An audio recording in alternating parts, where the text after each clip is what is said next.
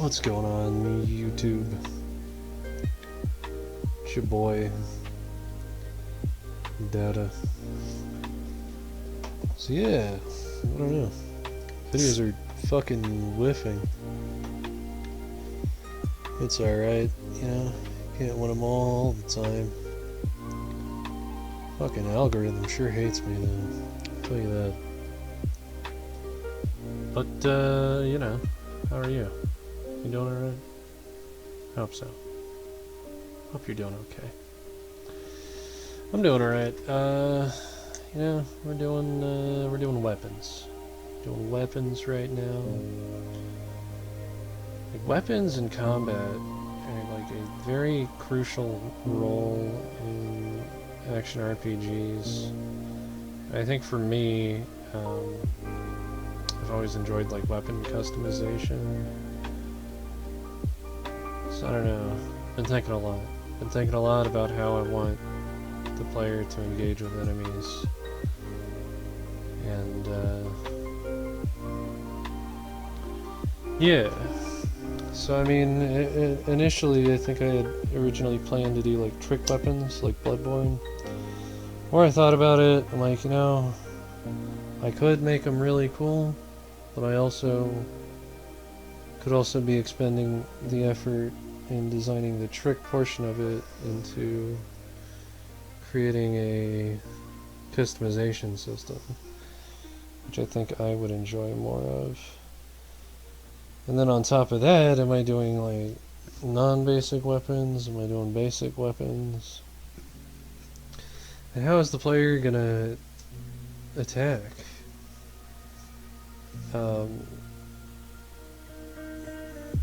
You know, it kind of seems like I'm doing some weird mix of some Soulsborne combat with, like, I don't know, Destiny, I guess would be the closest comparison. I think, talking to my wife, she kind of explained what everybody meant when they said that Souls games are really slow. Is they lock your actions, so you'll do an attack and it'll lock you from doing everything else. But I get that. I think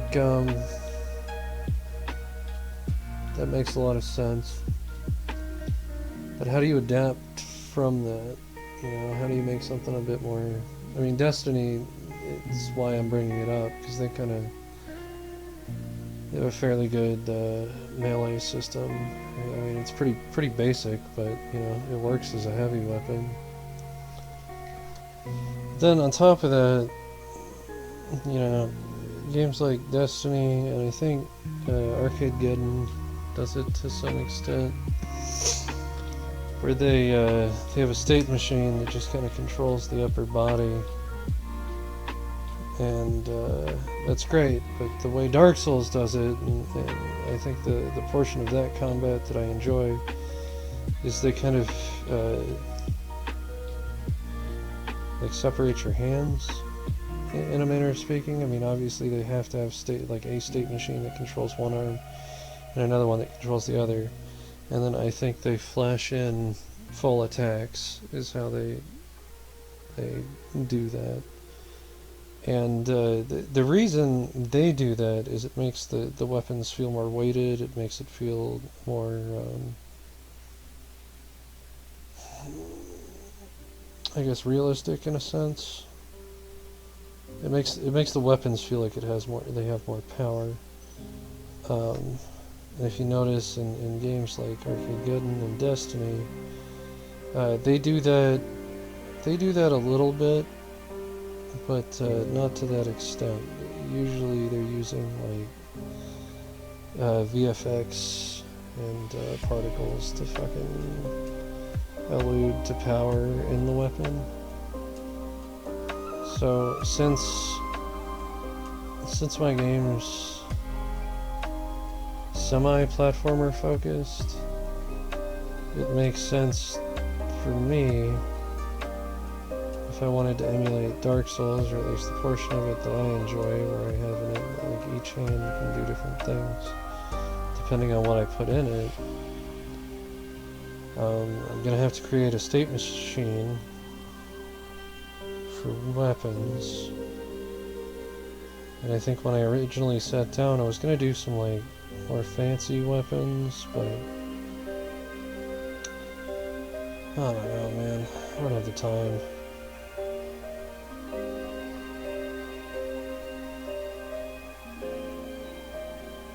Yeah, I can bust out a realistic weapon fairly quickly, but you asked me to like use my imagination.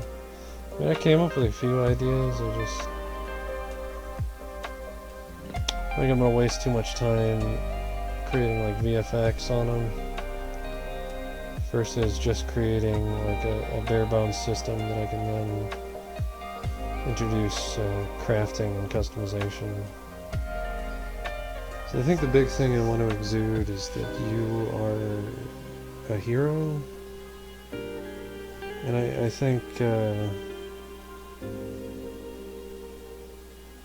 I don't know, I think Fable 3 had the best system where like your weapon was kind of an embodiment of you.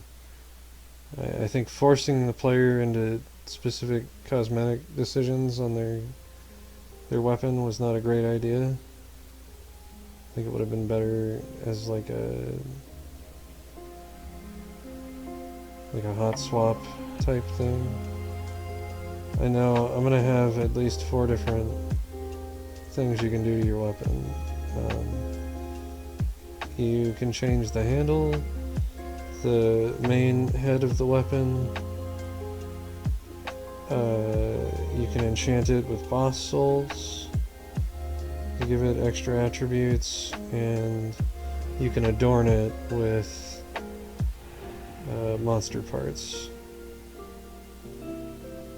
So that'll make up the majority of your weapon system. I think I'm not really gonna do like starting classes.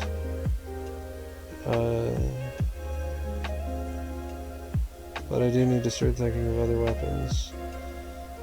More than likely, you probably won't see a ton of them in the demo. I may throw in like a two-handed weapon or something, just so I have all my core mechanics built out. Because ultimately what you're doing in game development is you do it in a few phases. Like, I understand, like, I haven't done shit that you know about, and, like, that's fine. You know, at one point I was a starry-eyed developer in high school, making asteroid ripoffs because I thought the game industry was so cool. And now I have the world's most expensive fucking pastime. You know, I spend upwards of at least $200-300 a month on software. You know, I get that there's a lot of them I don't need. You know, some of them I just own perpetual licenses for, so there's that.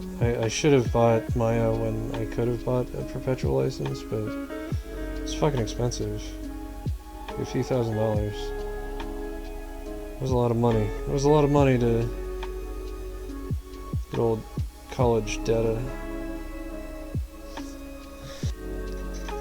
But they've added a bunch of cool features since then, so yeah, I guess it all works out. Yeah, I don't know. I don't know what else to talk about. Fucking gotta figure out how to do these weapons. I mean, in all honesty, right now, I'm probably just gonna have my characters hold the weapons, like do a sheath, unsheathed sort of thing. Won't be ready to do combat. I need to... I think environment is next. So, we gotta crack that old file open and do a quick pass through. See if we can start texturing. Let me see what I need to add.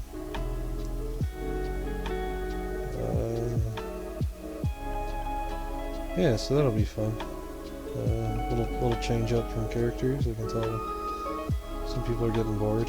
And, you know, sorry. This is an extremely tedious process. If you understand, like if you enjoy playing games, don't learn how to make them. It's gonna suck all the fun out of it for you, and you're gonna overanalyze everything you play, and you're gonna hit a point where it's just like, I mean, yeah, Elden Ring's cool and everything, but I could be doing my own thing, making something I really want to play, and yeah, I guess ultimately that's the goal. So, you know, if you stuck around this long, thank you. Your support means a lot to me. In all honesty, I don't think anybody would give a shit. Figured I'd just make this all for myself and kind of look back at it and, you know, just be proud of my own work, but you know, I see you watching me. I don't know who you are, what you're doing.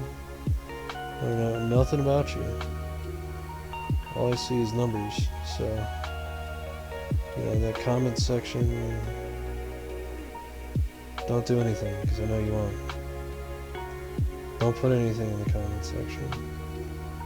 I might read it and respond.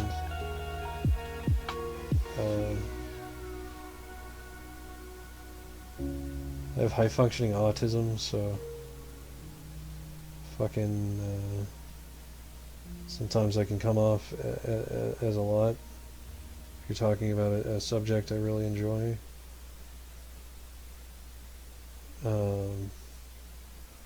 And you know, remember, I'm a cartoon on the internet. Can't do a whole lot. Besides, yeah, sit here and ponder life. Ponder what it's like outside these artificial walls. You know, sometimes you gotta wonder, is there somebody like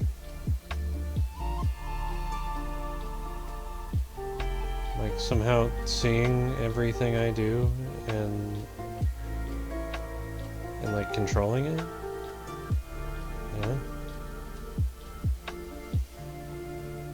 Am I not real? Am I not a real robot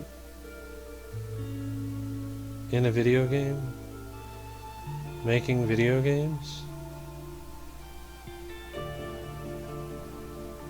I don't know, man. All I know is that my engine is outdated and it needs to be updated. But before I do that, if not for anyone else but myself, I need to release a demo of a game that I plan to work on indefinitely, or for the foreseeable future. I don't know. We'll see what this turns into. All right. What I do know is not even the game studio, the next town over, will talk to me. So here I am. Talking to you. At you. I'm talking at you. I don't have to talk at you, but that's what this has devolved into. So I hope you're happy. I hope you have a great night, and sleep tight. Don't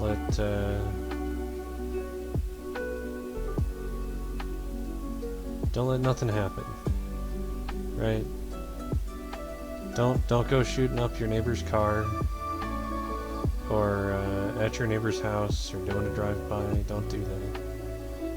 Alright, there's enough of that out in the world. You ain't gotta be part of that. Okay? Promise me.